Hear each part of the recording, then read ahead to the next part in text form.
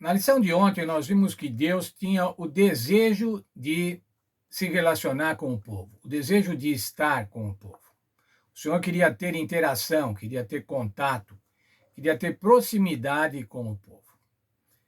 Lá no texto de Êxodo capítulo 25, verso 8, a gente encontra a ordem de Deus: e me farão um santuário para que eu possa morar entre vocês, para que eu possa estar com vocês. Esse santuário, irmãos, devia representar a presença de Deus. Ele era a presença de Deus.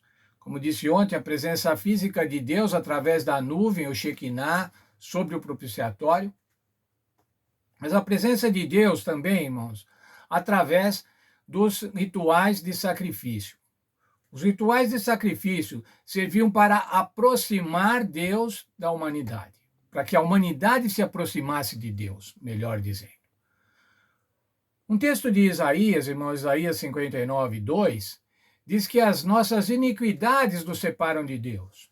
Portanto, os rituais do santuário deveriam promover o perdão dessas iniquidades, o cancelamento desses pecados e iniquidades, para que a gente pudesse, para que o povo pudesse se aproximar de Deus. No livro de Levítico, dos capítulos 1 a 7, nós encontramos vários rituais, vários sacrifícios feitos para cada situação particular. Haviam diversas ofertas, ofertas de animais e ofertas de manjares. As ofertas de manjares eram basicamente de farinha, que se transformava em pão, e os pães eram oferecidos no tabernáculo. Essas ofertas eram as ofertas queimadas e as ofertas pacíficas, que se faziam como adoração, como gratidão, como dedicação ou como cumprimento de votos. Mas havia outra categoria de ofertas, irmãos, eram a categoria das ofertas de animais, do sacrifício de animais, que eram feitas por causa do pecado. As ofertas pelo pecado, que era a confissão e a expiação do pecado contra Deus. E as ofertas de transgressão ou culpa, que eram os pecados contra o próximo. Esses sacrifícios, eles eram sacrifícios individuais. Essas ofertas eram ofertas individuais. Diferentemente de outras ofertas que eram ofertas pela comunidade, pelo povo, como o sacrifício da manhã e o sacrifício da tarde, o sacrifício diário. Essas ofertas individuais, por conta de pecados individuais, indicavam que deve haver um relacionamento individual com Deus. Nós não podemos, irmãos, nos relacionar com Deus de maneira coletiva. Eu vou na igreja, portanto eu me relaciono com Deus. Não, o relacionamento com Deus se dá também na igreja. Mas o relacionamento com Deus é fundamentalmente um relacionamento individual. Esses sacrifícios individuais eram feitos pelo povo, eram feitos pelos reis e pelos sacerdotes. Eles eram os holocaustos, os sacrifícios pela culpa e os sacrifícios pelo pecado. Como se dava esse sacrifício, irmãos? Como Deus indicou que se fizesse este sacrifício? Eu gostaria que você agora entrasse no tabernáculo. Você se colocasse no povo de Deus. E você pecou e vai agora oferecer um sacrifício. Eu pequei e vou agora oferecer um sacrifício pelo pecado. Um sacrifício pelo pecado contra Deus, uma transgressão contra Deus. O ofertante, irmãos, escolhia um animal. Vamos pensar num cordeiro. Escolhia um cordeiro macho, sem mancha, sem mácula, um cordeiro perfeito. Um belo animalzinho. Quantos já viram um cordeirinho? E agora, então, ele escolheu aquele cordeiro e ele foi para o tabernáculo oferecer aquele cordeiro em sacrifício. O que ele faz, irmãos? No primeiro momento, ele mobiliza o cordeiro. Ele amarra as patas do cordeiro, junta as 4 patas do cordeiro e deita o cordeirinho de lado no chão. Agora, irmãos, ele coloca as 2 mãos sobre a cabeça do animal. coloca as duas mãos sobre a cabeça do animal e transfere para o animal o seu pecado. Ainda segurando a cabeça do animal, ele confessa os seus pecados. Ele declara o seu arrependimento e ele afirma que vai mudar de vida. Arrependimento.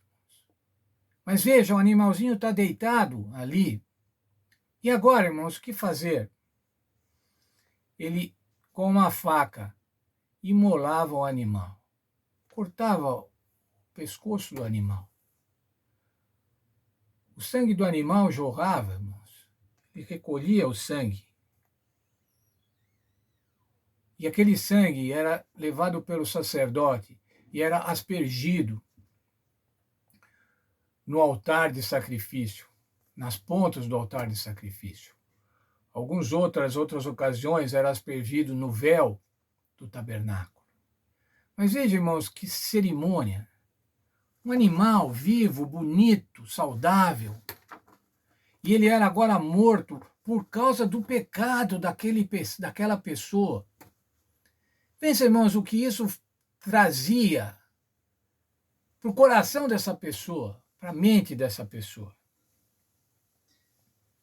O livro de Hebreus, irmãos, no capítulo 9, no verso 22, nós encontramos o seguinte texto: todas as coisas, segundo a lei, se purificam com sangue, e sem derramamento de sangue não há remissão. Não havia remissão, irmãos, de pecado sem derramamento de sangue. Na verdade, não há remissão sem derramamento de sangue. Mas veja, irmãos, o texto de Hebreus 10, no capítulo 4, o capítulo 10, o verso 4, diz assim: porque é impossível que sangue de touros e bodes tire o pecado. Bom, irmãos, então não adiantava nada aquele sacrifício. Aquele sacrifício do cordeiro não adiantava nada, porque o sangue de touros, o sangue de animais, não servia para fazer a remissão dos pecados. Aquele sacrifício, irmãos, ele próprio não servia para nada, mas ele servia para apontar um sacrifício superior, um sacrifício de Cristo. Vocês acham, irmãos, que era fácil fazer um sacrifício de animal? Era uma coisa que se fazia assim e tanto faz? Não, irmãos, era uma vida. Eu imagino que devia causar uma tristeza profunda no pecador. Devia causar uma repulsa. Se sujar de sangue, do sangue daquela vítima, o sangue quente daquela vítima, por causa do pecado. Era isso que o Senhor estava ensinando através do sacrifício. Por isso que ele instituiu os sacrifícios. O pecado é alguma coisa que deve ser repulsiva. O pecado deve causar asco, deve causar nojo.